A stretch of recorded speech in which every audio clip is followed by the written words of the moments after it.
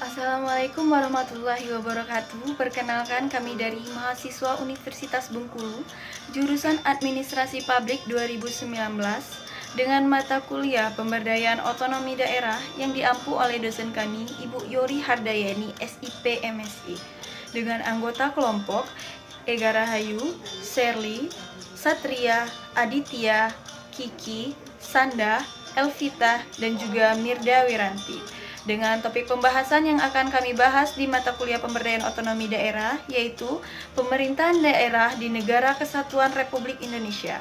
Langsung saja yuk kita simak bagaimana penjelasan dari teman-teman kelompok kami. Administrasi pemerintahan daerah di Negara Kesatuan Republik Indonesia. Kehadiran pemerintah dan administrasi publik yaitu untuk mengatur dan melindungi masyarakat agar senantiasa dalam keadaan aman dan juga tertib. Fungsi pemerintahan yaitu 1. Fungsi pengaturan atau regulation. Pemerintah mengatur seluruh sektor dalam masyarakat dengan kebijakannya dalam bentuk perundang-undangan. Maksudnya yaitu agar stabilitas negara terjaga dan pertumbuhan negara juga sesuai yang diinginkan. 2. Fungsi pemerintahan atau service. Fungsi utamanya yaitu memberikan pelayanan terbaik untuk memenuhi kebutuhan masyarakat di semua sektor. Indonesia sebagai negara kesatuan dan kedaulatan negara adalah tunggal, serta tidak tersebar pada negara-negara bagian seperti negara federal. Karena itulah, sistem pemerintahan pada negara kesatuan pada hakikatnya yaitu sistem sentralisasi. Sentralisasi adalah pemusatan semua kewenangan pemerintahan, politik, dan administrasi pada pemerintah pusat, yaitu presiden dan para menteri. Para pendiri negara bangsa Indonesia sepakat untuk memilih desentralisasi dalam sistem pemerintahannya. Desentralisasi dalam sistem pemerintahan berimplikasi pada keharusan bagi pemerintah pusat agar dapat mengimplementasikan kebijakan desentralisasi, otonomi daerah, dan juga pembentukan daerah otonom serta wilayah administrasi. Pemerintah daerah juga berperan dalam mengemban tugas untuk merealisasi visi pemberian otonomi kepada daerah otonom yang dilakukan dengan cara demokratis, partisipatif, transparan, dan akuntabel. A. Masalah terminologi administrasi di Indonesia. Desentralisasi berkaitan dengan aspek administrasi. Mengenai terminologi atau istilah administrasi pemerintahan daerah, khususnya yaitu istilah administrasi. Administrasi dan administrasi publik memiliki ruang lingkup yang luas. Bahwasannya, administrasi publik bukan saja berkaitan dengan persoalan manajerial semata, melainkan juga dengan persoalan politik. Menurut Liangji 1980, administrasi adalah segenap rangkaian kegiatan penataan terhadap pekerjaan pokok yang dilakukan oleh sekelompok orang dalam kerjasama untuk mencapai tujuan tertentu. Menurut Silalahi 2005, adapun ciri pokok administrasi sebagai berikut. 1. Adanya sekelompok orang. 2. Kerjasama. 3. Pembagian tugas. 4. Kegiatan yang runtut dalam suatu proses.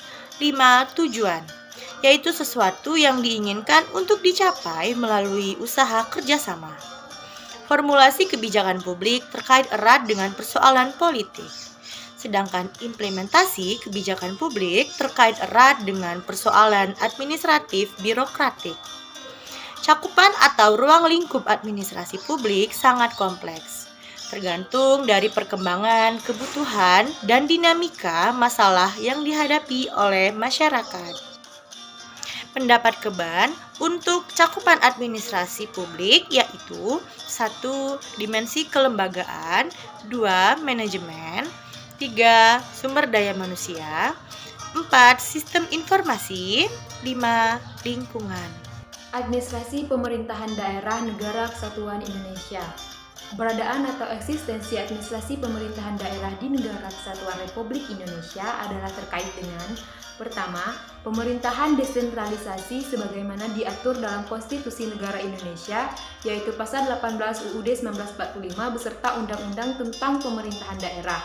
Kedua, berkaitan dengan ruang lingkup dan tingkatan administrasi publik dan sistem administrasi negara Republik Indonesia. Ketiga, terkait dengan bidang atau urusan pemerintahan yang didesentralisasikan dan penyelenggaraan kewenangan otonomi daerah oleh pemerintah daerah otonom, bentuk dan susunan pemerintahan daerah yang demokratis. Negara Republik Indonesia sebagai negara kesatuan mengandung sistem pemerintahan desentralisasi dalam penyelenggaraan pemerintahannya, dengan memberikan keleluasaan kepada daerah untuk menyelenggarakan otonomi daerah. Hal tersebut mengandung makna bahwa desentralisasi dan otonomi daerah di Indonesia haruslah dipahami sebagai konsep atau aktivitas implementasi yang tidak hanya bernuansa technical administration atau practical administration saja, tetapi harus kita pandang juga sebagai proses of political interaction, dan ini sangat erat kaitannya dengan demokrasi. Administrasi pemerintahan daerah dikaitkan dengan ruang lingkup serta tingkatan administrasi negara baik dari bidang hubungan, peristiwa, maupun fenomena pemerintahan, yaitu meliputi 1. Administrasi pemerintahan pusat, 2. Administrasi pemerintahan daerah, 3. Administrasi pemerintahan kecamatan, 4. Administrasi pemerintahan kelurahan, 5. Administrasi pemerintahan desa, 6. Administrasi pemerintahan kota madya, 7. Administrasi pemerintahan kota administratif, 8. Administrasi departemen, dan 9. Administrasi non-departemen. Tingkatan administrasi negara tersebut merupakan perwujudan ruang lingkup sistem administrasi negara Republik Indonesia. Peran utama administrasi pemerintahan daerah adalah administrasi transformasi masyarakat daerah. Dalam konteks ini, administrasi pemerintahan daerah berperan dalam mengelola usaha-usaha pelayanan, pemberdayaan, dan juga pembangunan daerah. Dengan transformasi administrasi akan tercipta pelayanan publik yang excellent, rasa keadilan sosial, ekonomi, dan juga politik. C. Prinsip Negara Kesatuan Indonesia dan implikasinya terhadap administrasi pemerintahan daerah. Bentuk negara dapat dikategorikan secara ekstrim menjadi dua, yaitu negara kesatuan dan negara federal. Negara Kesatuan Indonesia memilih sistem pemerintahan yang desentralisasi, mengatakan bahwa konsekuen yang dicapai oleh para the founding fathers sangatlah bijaksana, yaitu membangun persatuan dan kesatuan bangsa dengan bingkai negara kesatuan Indonesia melalui asas desentralisasi dan otonomi daerah sebagai elemen prakteknya. Karena otonomi daerah yang dikonsentrasikan seperti terdapat dalam Undang-Undang Nomor 22 Tahun 1999, Undang-Undang Nomor 32 Tahun 2004, dan Undang-Undang Nomor 23 Tahun 2014, yang pada dasarnya adalah hak, wewenang, kewajiban atas otonomi daerah dan mengatur dan mengurus kepentingan masyarakat setempat menurut prakarsa sendiri berdasarkan aspirasi masyarakat dan tergantung dengan undang-undang yang telah ditentukan tadi. Titik berat otonomi daerah pada era reformasi seperti sekarang ini itu terdapat di kabupaten atau kota. Karena dengan luas wilayah yang relatif tidak begitu luas dan juga pemerintahan kabupaten atau kota itu berada di bawah pemerintahan provinsi, sehingga mustahil pemerintahan kabupaten atau kota itu melakukan upaya desintegrasi nasional. Karena keberadaan administrasi pemerintahan daerah dalam Negara Kesatuan Republik Indonesia itu sebagai the work of governments. Administrasi publik dan administrasi pemerintahan daerah memiliki peran besar dan juga kegiatan dan jumlah jenis vegetatif terkait dengan pelayanan publik dan pembangunan daerah. Pada Negara Kesatuan Indonesia, pemerintahan pusat memegang kekuasaan tertinggi dan penuh sifat tunggal tersebut mengandung makna bahwa negara kesatuan hanya ada satu pemerintahan saja, yaitu pemerintahan pusat yang mempunyai kekuasaan dan wewenang tinggi terhadap urusan pemerintahan di suatu negara tersebut. Pada dasarnya, sistem pemerintahan dalam rangka kesatuan adalah sentralisasi atau penghalusnya sering disebut dekonsentrasi. Karena itu, bentuk negara kesatuan membawa implikasi yang sangat besar pada sistem pemerintahan negara yang menjatuhkan pilihannya pada sistem pemerintahan desentralisasi atau memilih sistem pemerintahan sentralisasi. Pemancaran kekuasaan pada daerah secara normatif tergantung pada pasal 18 Undang-Undang Dasar 1945 sebelum diamandemen yang menyebutkan bahwa pembagian atas negara Indonesia ini terbagi menjadi daerah besar dan daerah kecil dengan bentuk susunan pemerintahan yang telah ditetapkan di dalam undang-undang dan mengandung dan mengingat permusyawaratan dan menjadi sistem pemerintahan negara dan hak asal dalam daerah-daerah yang bersifat istimewa. Hal itu tadi secara normatif terdapat pada ketentuan pasal 1 huruf I Undang-Undang Nomor 22 Tahun 1999 yang menyatakan bahwa daerah otonom selanjutnya disebut sebagai daerah kesatuan masyarakat hukum yang mempunyai batas daerah tertentu dan berwenang mengatur dan mengurus kepentingan masyarakat setempat menurut prakarsa sendiri berdasarkan aspirasi masyarakat dalam Ikatan Negara Kesatuan Republik Indonesia. Bandul administrasi pemerintahan daerah di antara sistem sentralisasi dan desentralisasi. Pada awal era Orde Baru, pemerintahan telah mengatur hubungan kekuasaan pemerintah pusat dan daerah dalam bobot yang seimbang atau balance power sharing, diatur dalam Undang-Undang Nomor 5 Tahun 1974. Menurut Karl, cara pandang rezim Orde Baru yang menjadikan kebijakan otonomi daerah sebagai instrumen sentralisasi, eksploitasi, dan penyeragaman atas daerah yang beragam. Dalam perkembangan Undang-Undang Nomor 5 Tahun 1974, itu mengalami depresiasi dan distorsi dalam prakteknya, yakni asas dekonsentrasi lebih dominan daripada asas desentralisasi yang mengakibatkan local government lebih diposisikan hanya sebagai agen atau objek dari pemerintah pusat. Agar administrasi pemerintahan daerah mampu berperan dan melakukan kegiatan efisien dan efektif, harus senantiasa berada pada badul, apakah dominasi pada pemerintah pusat sentralisasi atau pemerintah daerah desentralisasi atau kombinasi dekonsentrasi desentralisasi. Dalam artian penjabat daerah dan segenap aparatur Pemda seharusnya tetap secara konsisten mendukung atau memosisikan dirinya sebagai abdi negara atau abdi masyarakat. Terlepas dari arah bandulnya sendiri, dengan demikian, administrasi pemerintahan daerah dalam setiap melakukan peran dan kegiatannya didasarkan pada prinsip-prinsip administrasi dan dukungan oleh pejabat dan aparatur yang kompeten, profesional, dan beretika. 2. Pemerintah daerah tidak memiliki wewenang pemerintahan. Kedaulatan negara kesatuan mengandung pengertian bahwa kewenangan pemerintahan, baik politik maupun administrasi, dimiliki oleh pemerintah pusat. Dalam artian konteks negara, kesatuan pemerintahan daerah tidak mempunyai kewenangan pemerintahan. Menurut Sarundajah, bahwa eksistensi daerah otonomi dengan pemerintahan daerahnya adalah bergantung kewenangan yang diberikan oleh pemerintah pusat sebagai pemegang wewenang tunggal pada negara kesatuan. Urusan pemerintah yang didesentralisasikan adalah berupa urusan wajib dan urusan operasional. Dapat diasumsikan bahwa besar kecilnya kewenangan pemerintahan yang didesentralisasikan akan menentukan derajat keotonomian suatu daerah. Jadi artinya semakin besar kewenangan pemerintahan yang diberikan, maka cenderung semakin besar keotonomian suatu daerah, dan sebaliknya. Tingkat keotonomian suatu daerah dapat diukur dari segi kewenangannya mengatur dan mengurus rumah tangga sendiri dengan 4 ciri pokok, yaitu 1. Mempunyai aparatur pemerintahan sendiri. 2. Mempunyai kewenangan urusan tertentu. 3. Mempunyai wewenang mengelola keuangan sendiri. 4. Mempunyai wewenang membuat kebijakan sendiri. Kebijakan otonomi daerah bukan saja membawa kemajuan daerah, tetapi lebih dari itu membawa kemakmuran dan kesejahteraan sosial ekonomi yang merata.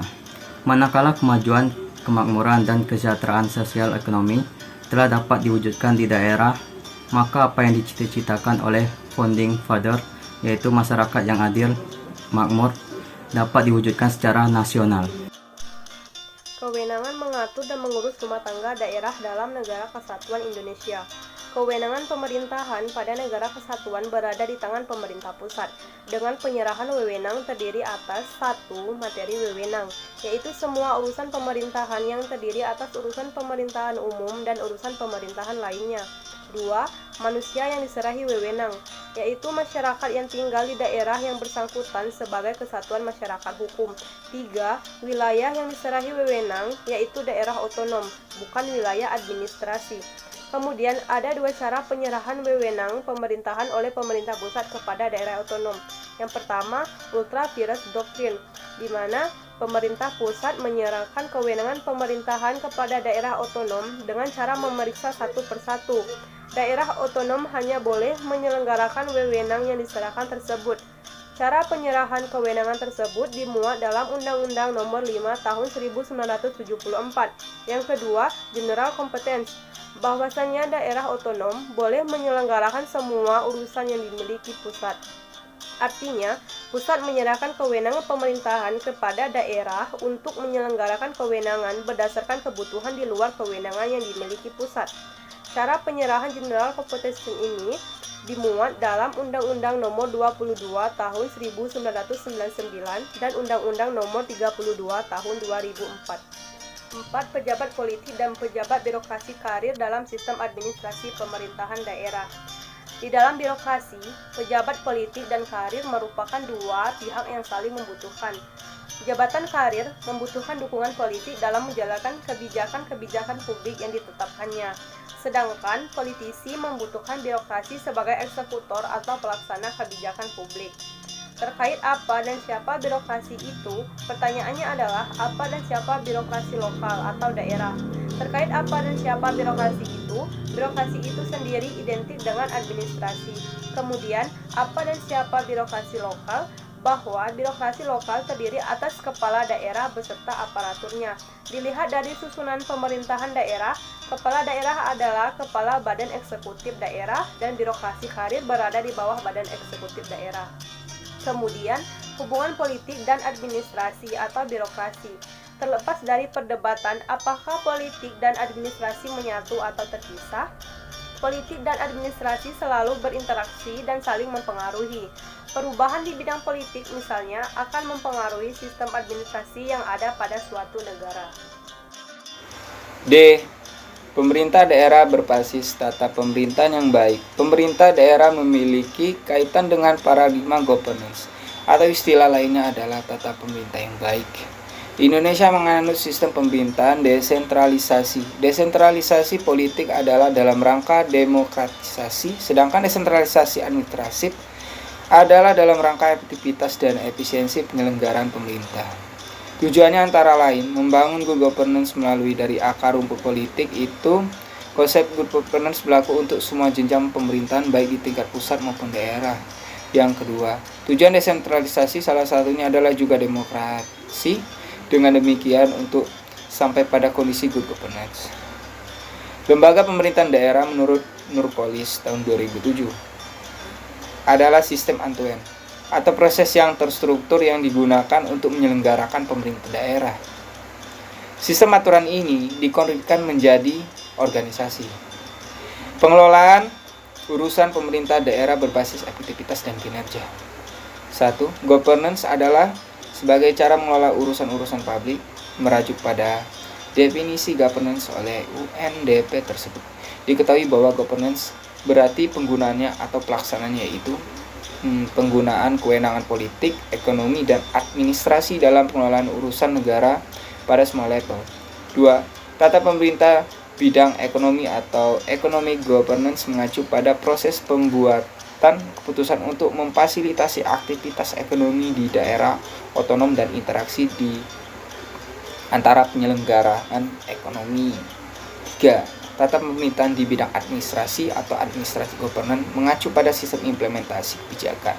Administrasi government berkaitan dengan sistem implementasi kebijakan pemerintahan daerah otonom yang telah ditetapkan oleh institusi politik LAN dan BPK tahun 2000. Yang terakhir, oleh UNDP 1997, keterkaitan berbagai sektor, organisasi, dan mekanisme yang melaksanakan governance akan membentuk sistem e-governance. Sistem of governance meliputi keseluruhan proses dan struktur dalam masyarakat yang mengarahkan relasi-relasi politik dan sosial ekonomis untuk melindungi nilai-nilai yang dipegang teguh kebudayaan agama-agama dan menciptakan sebuah kondisi yang sehat, bebas, dan aman yang memberikan jaminan kepada setiap orang untuk mengembangkan kapasitas individu yang membawa perbaikan kualitas hidup bagi manusia. Pendapat terkait dengan governance tersebut antara lain yang pertama, memberikan pengetahuan tentang bagaimana urusan negara. 2. Urusan pemerintah dan termasuk urusan pemerintah daerah dikelola secara efektif dan kreatif. 3. Governance mendorong perwujudannya lembaga institusi pemerintah daerah yang efektif dalam pelaksanaan peran kegiatannya. 3. Efektivitas pemerintah daerah ditandai oleh para pejabat kreatif dalam menghasilkan produk layanan inovatif sesuai dengan harapan masyarakat. 4. Efektivitas mendorong pemerintah daerah senantiasa meningkatkan kinerjanya. Dengan demikian, pemerintahan atau governance mendorong pemerintah daerah mengelola urusan pemerintah, sumber daya, dan anggaran secara efektif dan berorientasi pada peningkatan kinerjanya secara berkesinambungan. 1. Pengelolaan urusan pemerintahan daerah berbasis efektivitas dan kinerja. Pengertian governance. Governance adalah sebagai cara mengelola urusan-urusan publik. Menurut United Nations Development Program atau UNDP 1997, mendefinisikan pemerintah sebagai pelaksanaan otoritas ekonomi, politik, dan administratif untuk mengelola urusan bangsa di semua tingkatan. Menurut Bank Dunia 1997 mendefinisikan pemerintah sebagai cara kekuasaan negara digunakan dalam mengelola sumber daya, ekonomi, dan sosial untuk pembangunan masyarakat. Merujuk pada definisi tersebut, Bank Dunia pada cara pemerintah daerah mengelola sumber daya sosial dan ekonomi untuk kepentingan pembangunan masyarakat. Mengacu pada definisi governance dari UNDP dan World Bank tersebut, dapat dipahami bahwa orientasi pembangunan sektor publik adalah untuk menciptakan good governance. Wibowo dan kawan-kawan 2004. Dengan demikian dapat diketahui bahwa pusat perhatian utama dari governance adalah perbaikan kinerja. 2. Mewujudkan pemerintah daerah yang bersih dan amanah. Menurut World Bank 1997 mendefinisikan good governance sebagai penyelenggaraan manajemen pembangunan yang solid dan bertanggung jawab sesuai dengan prinsip demokrasi dan pasar yang efisien, penghindaran salah alokasi dana investasi, dan pencegahan korupsi baik secara politik maupun administratif, menjalankan disiplin anggaran, serta menciptakan hukum dan politik kerangka bagi tumbuhnya aktivitas usaha. Menurut World Conference on Governance dalam Suprijadi 2004, mengartikan good governance sebagai proses pengelolaan dengan melibatkan pemangku kepentingan secara luas pada berbagai kegiatan perekonomian dan sosial politik dan pada pemanfaatan sumber daya seperti sumber daya alam, keuangan, dan bagi manusia, kepentingan rakyat banyak yang dilaksanakan dengan menganut prinsip azas-azas keadilan, pemerataan, persamaan, efisiensi, transparansi, dan akuntabilitas. Sedangkan menurut UNDP 1997 memberikan pengertian good governance sebagai hubungan yang sinergis dan konstruktif antara negara, sektor swasta, dan masyarakat. Secara teoritis, tata pemerintahan yang baik menurut Surandajang 2005 mengandung makna bahwa pengelola kekuasaan didasarkan pada aturan-aturan hukum yang berlaku, pengambilan keputusan secara transparan, serta pertanggungjawaban kepada masyarakat. Menurut Suprijadi 2004, jika kita simpulkan secara umum, unsur-unsur utama yang terkandung dalam suatu pemerintah daerah yang bercirikan pemerintahan yang baik adalah akuntabilitas, transparansi dan penegakan hukum. Akuntabilitas, transparansi, dan penegakan hukum bukan saja yang mendorong bagi terwujudnya pemerintah daerah yang amanah, melainkan juga mendorong terciptanya pemerintah daerah yang bersih dari praktik KKN. Jejaring pemerintah daerah dan keswadayaan civil society. Kemampuan pemerintah daerah menciptakan dan menyatukan gerak ke arah sasaran yang sama disebut dengan koordinasi, networking atau jaringan kerja, dan kolaboratif sebagai proses mengelola hubungan-hubungan yang produktif, jejaring dan hubungan yang luas dan kokoh. Pemerintah daerah mengembangkan jaringan-jaringan atau yang disebut dengan network merupakan suatu kebutuhan mendesak untuk merespon dinamika tuntutan domestik dan globalisasi. Jika demikian, maka networking adalah proses aktif dalam usaha membangun dan mengelola hubungan-hubungan produktif. Jaring hubungan yang luas, kokoh baik personil maupun organisasi jaringan kerja atau networking mengandung arti sebagai upaya memelihara, menumbuhkan, mengintegrasikan sehingga dapat dihasilkan kemampuan, talenta, saling hubungan, dan partners. Ada 3 ranah atau domain utama di mana fungsi-fungsi governance eksis dan bekerja di dalamnya. Ketiganya adalah ranah negara, ranah privat atau bisnis, dan ranah civil society. Konteks governance, peran yang diemban negara tidak akan semakin berkurang karena terdapat peran baru yang bisa dimainkan oleh negara, menurut Wibowo 2004. Merujuk UNDP 1997, peran negara di samping peran strategis yang dimilikinya adalah 1. Menciptakan situasi ekonomi yang kondusif bagi pembangunan manusia yang berkelanjutan.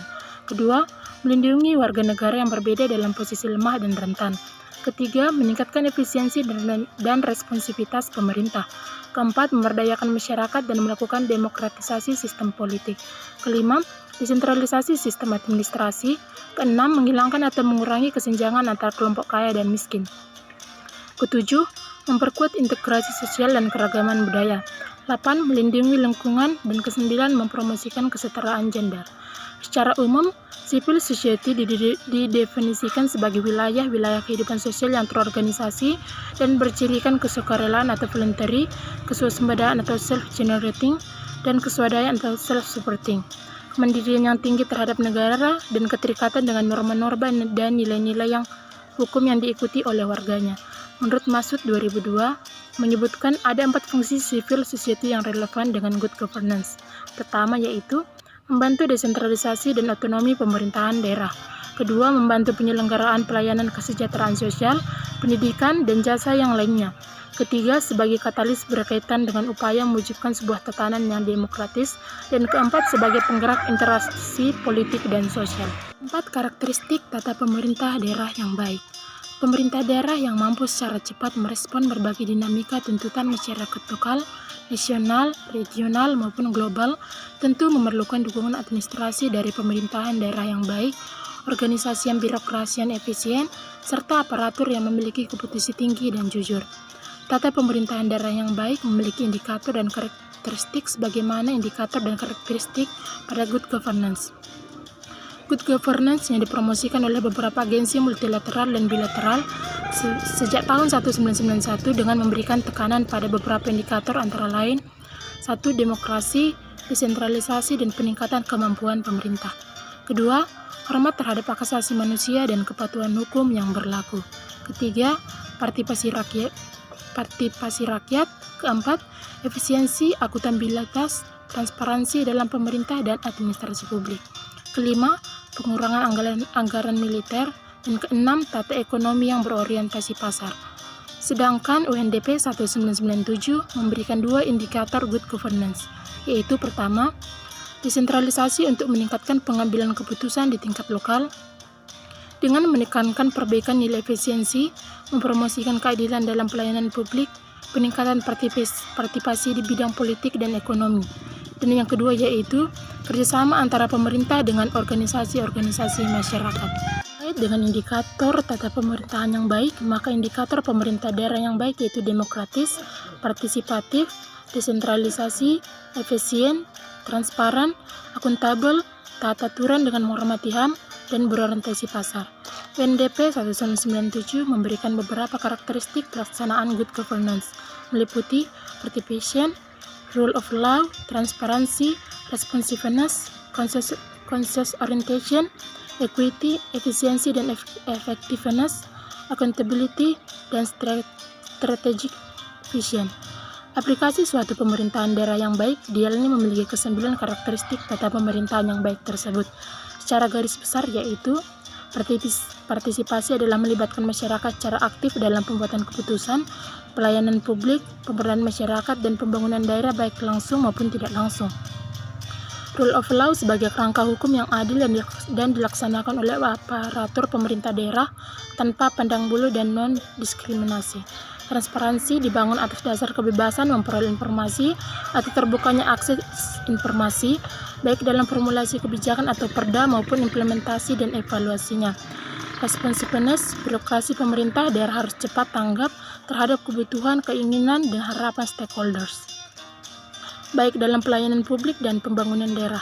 Consensus orientation yakni berorientasi pada kepentingan masyarakat luas. Equity yaitu setiap masyarakat memiliki kesempatan yang sama untuk memperoleh kesejahteraan dan keadilan. Efisiensi dan effectiveness yaitu pengelolaan sumber daya publik dilakukan secara efektif dan efisien. Accountability yakni mempertanggungjawabkan kepada pejabat atasannya dan kepada publik setiap aktivitas yang dilakukannya. Dan strategic vision yakni penyelenggaraan pemerintah dan masyarakat harus memiliki visi jauh ke depan.